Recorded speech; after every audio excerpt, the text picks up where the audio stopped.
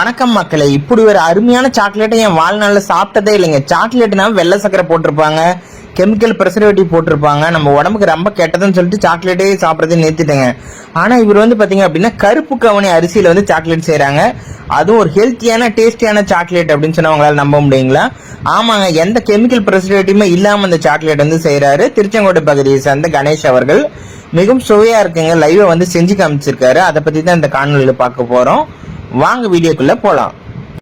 கருப்புகவுனி சாக்லேட்டுக்கான ingredients நம்ம பார்த்துடலாம்.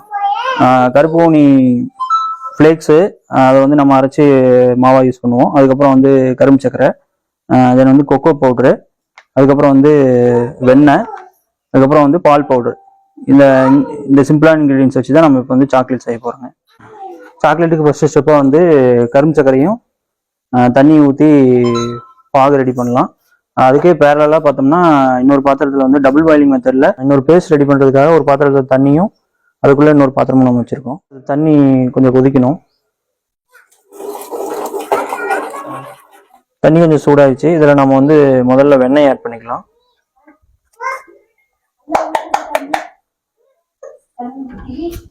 இது ஏன் டபுள் பாயிலிங் மெத்தடில் பண்ணுறோம்? Double boiling method direct boiling பண்ணோம்னா நம்மளால் சாக்லேட் ஃபார்முக்கு கொண்டு வர முடியறதில்ல. அதனால நம்ம டபுள் பாயிலிங் மெத்தட் பண்ணோம்னா டைரெக்டாக அது ஹீட் ஆகாம உள்ள வாட்டர் மூலமா அது ஹீட் ஆகிறதுனால அந்த பதம் நமக்கு கரெக்டாக வருது. டபுள் பாயிலிங் மெத்தடில் தண்ணி நல்லா சூடான பிறகு நம்ம வெண்ணெய் போட்டோம். வெண்ணெய் இப்போ நல்லா உருகிடுச்சு. இதுக்கப்புறம் நம்ம கொக்கோ பவுடர் இதில் சேர்த்துக்கலாம். கொக்கோ பவுடர் சேர்த்து நல்லா இந்த வெண்ணெயோட நல்லா கலந்து விட்டுக்கலாம்.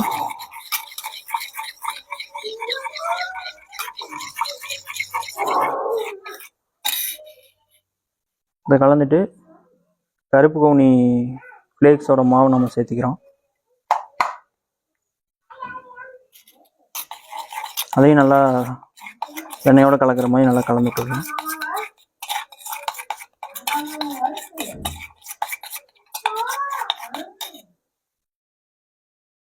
கடைசியாக அதில் பால் பவுடர் சேர்த்துக்கலாம்.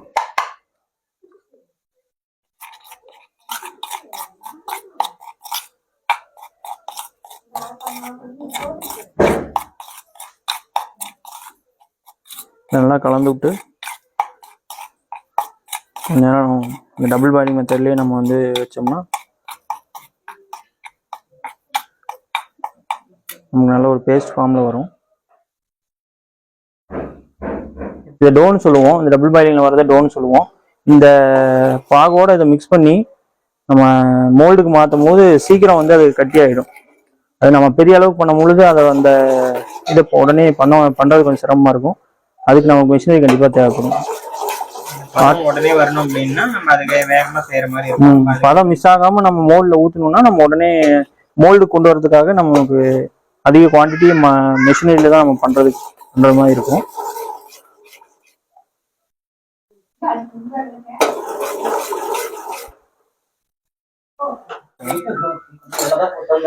டோ ரெடி ஆயிடுச்சு. அதை இப்போ பாவோட நம்ம மிக்ஸ் பண்றோம். டபுள் பாயிலிங் மெத்தட்ல பண்ண அந்த டோவையும் நாட்டு சக்கரை பாவையும் ஒட்டுக்க நம்ம சேர்த்துட்டு நம்ம மோல்டு கொண்டு போயிடலாம்.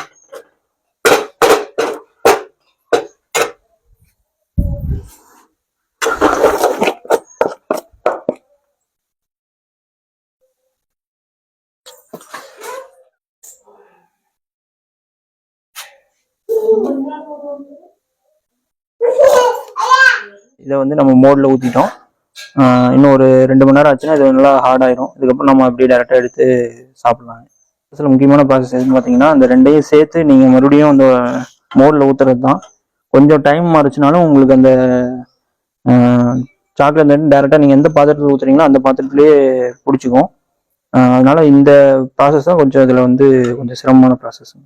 கருப்பு கவுனி அரிசியிலேருந்து நம்ம ஏன் சாக்லேட் பண்ணுறோன்னா, கருப்பு கவுனி அரிசியில் நார்மலாகவே குளூட்டன் அதிகம். அதை நேரடியாக நம்ம உணவாக, அதாவது சோறாக நம்ம சமைச்சு சாப்பிடும்பொழுது அது வளவளப்பு தன்மை அதிகமாக இருக்கும். குழந்தைங்க அதிகமாக விரும்பி சாப்பிட்றது கொஞ்சம் சிரமம்.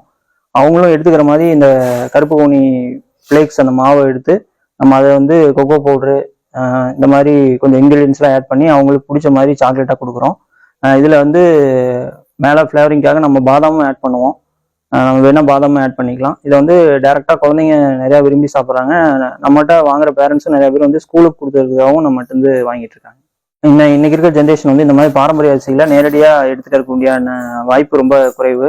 அவங்களும் எடுத்துக்கக்கூடிய வகையில் வந்து நம்ம இந்த மாதிரி சாக்லேட்டாக கொடுத்துட்ருக்கோம். இப்போ ஏற்கனவே இருக்கக்கூடிய மார்க்கெட்டில் இருக்கக்கூடிய சாக்லேட்ஸ் எல்லாத்துலேயும் வந்து அடிட்டிவ்ஸு கெமிக்கல் இந்த மாதிரிலாம் ஆட் பண்ணுறாங்க. நம்ம அந்த மாதிரி எதுவும் கெமிக்கல்ஸே ஆட் பண்ணாமல் நம்ம இந்த சாக்லேட் பண்ணிகிட்ருக்கோம்.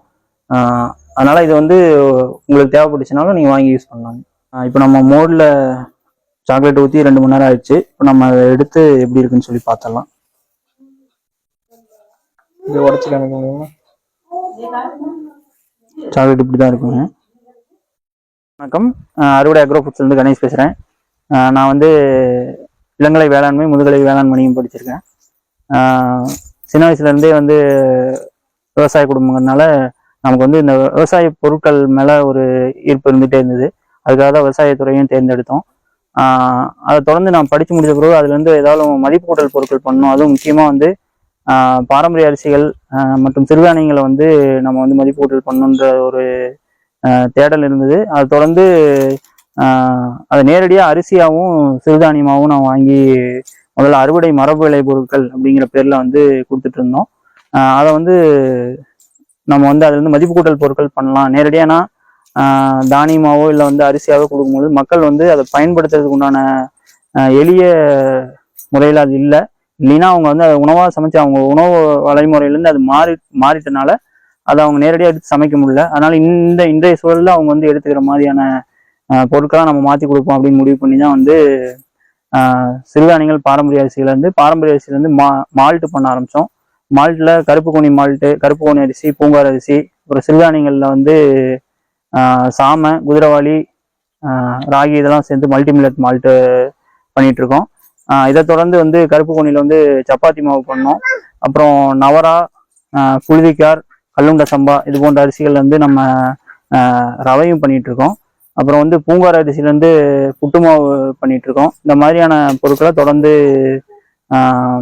எந்த விதமான ரசாயன கலப்பும் இல்லாமல் நம்ம வந்து மக்களுக்கும் சரி நம்ம வாங்கக்கூடிய பொருட்களும் வந்து இதுக்கு யூஸ் பண்ணக்கூடிய இன்கிரீடியன்ஸும் வந்து நம்ம நேரடியாக விவசாயிகளை தொடர்பு விவசாயத்திலிருந்து தான் வாங்கிட்டு இருக்கோம்.